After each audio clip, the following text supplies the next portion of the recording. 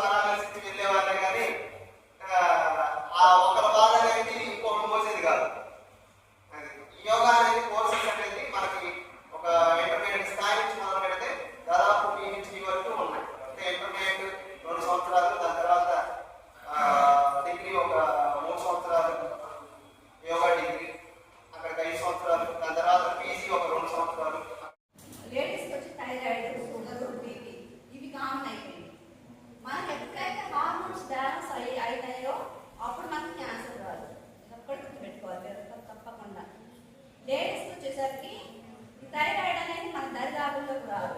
Sugar, BP ఇలాంటివి ఉన్న వాళ్ళు కూడా ప్రతిరోజు యోగా చేయడం వల్ల టాబ్లెట్లు వేసుకోకుండానే కంట్రోల్ అవుతుంది. ఇది మాత్రం నేను బదులు చెప్పగలను. ఇవి ఉపయోగాలు. మన ఈ మనసుని ప్రశాంతంగా ఉంచుకోవడం కూడా అలవాటు చేసుకోవాలి అంటే యోగా వల్లనే సాధ్యం అని కూడా నేను బదులు చెప్పగలను. ఎందుకంటే మన ముందు మనసు కంట్రోల్ అవుతుంది. మనసు కంట్రోల్ అవుతానే కదా కోపము, తాపము ఇవన్నీ వీటన్నింటినీ కూడా కంట్రోల్ చేసుకోగలుగుతాము.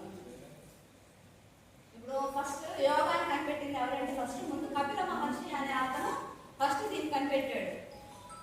కపిల మహర్షి కనిపెట్టినప్పటికీ కూడా పతంజలి మహర్షి ఆచరణలో తీసుకొచ్చాడు. 196 శ్లోకాలతో ఆచరణలో తీసుకొచ్చాడు. వాటిలో సమాధి పాదము, సాధనా పాదం, విభూతి పాదము, కైవల్య పాదం అని ఒక 4 రకాలు విభజించి పెట్టారు. ఈ ఆసనాలు ఇప్పుడు యోగాలో మెయిన్గా ఉండేది ఆసనాలు, ప్రాణాయామాలు. ఆసనాలు అంటే మనకు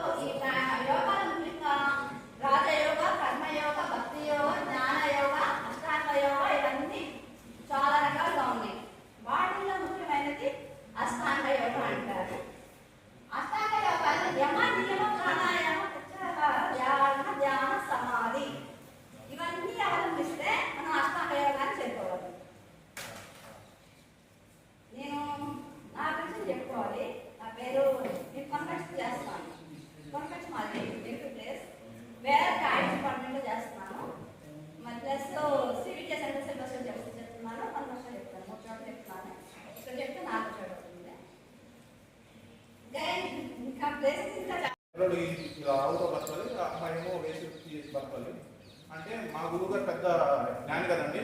మరి ఆయన కట్టుకుని ఇటువంటి ఈ సంతానాన్ని ఇచ్చారు. ఆయన తప్పదు, ఆయన కర్మఫలం తప్పదు, ఎవరైనా చూసాల్సిందే. తర్వాత లోకం మొత్తం తిరిగితే జ్ఞానం రాదు ఎవరికైనా. అందుకే భారతదేశంలో రాజుగారు కొడుక్కి లోకజ్ఞానం రావాలంటే, రాజ్యాధికారిని అప్పచెప్పాలంటే తప్పనిసరిగా లోకాల సంచారం చేయాల్సిందే. ఈ శిష్యుడు లోక సంచారం వెళ్ళిపోయింది. ఆ శిష్యుడు లోక సంచారం కంప్లీట్ చేసుకుని పిల్లలు పెద్దలు అయ్యారు. ఈ గురుగారు కాలేజీ చేశారు. ఇప్పుడు బ్రహ్మరాత్రి ఎవరు మార్చగారు ఆవుతో బతుకుతున్నారు పిల్లలు. ఆవుతో బతకడం అంటే మన పెద్దలు రాశారు ఏంటంటే దానికి గడ్డేయడం, పాలు తీసుకోవడం, ఇదే బతుకు. ఎందుకంటే మనకు పుట్టినటువంటి సమాచారం మనం వేసుకుంది అదే. ఇక అట్లా బతికేస్తున్నారు, గడ్డేస్తున్నారు, పాలు తీసుకుంటున్నారు. రోజుకి ఎంత వస్తే ఒక 50 రూపాయలు, 7 లీటర్ పాలు అంటే 60-10 రూపాయలు అనుకుంటే 5 లీటర్లు ఇస్తే ఒక 50 రూపాయలతో బతికేస్తారు.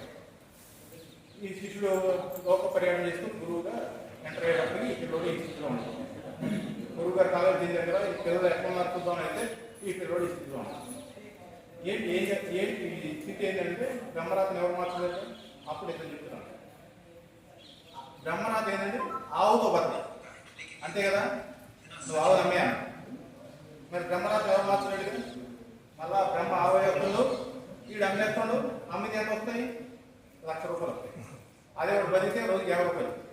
అదే ఆవు నమ్మితే ఆవుతో బతుకుతుందా లేదా? బ్రహ్మని బానిసం చేయగలిగినోడు గురువు అన్నాడు. బ్రహ్మరాత్రిని రాసిన కూడా బానిసం చేయగలిగిన వ్యక్తి గురువు.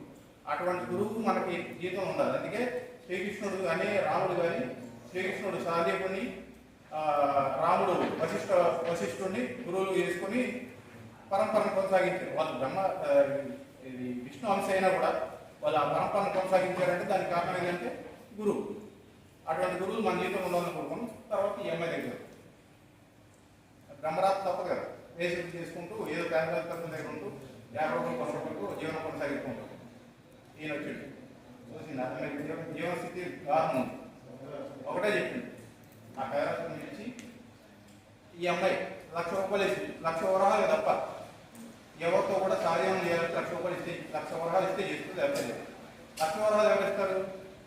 ఆ ఊరు మహారాజు రావాలా, అంతే కదా. సామాన్య ఆయన మీద ఏం పెరిగింది లేదు. మరి రోజు మహారాజు వస్తే ఏమైతే చివరికి రాజు.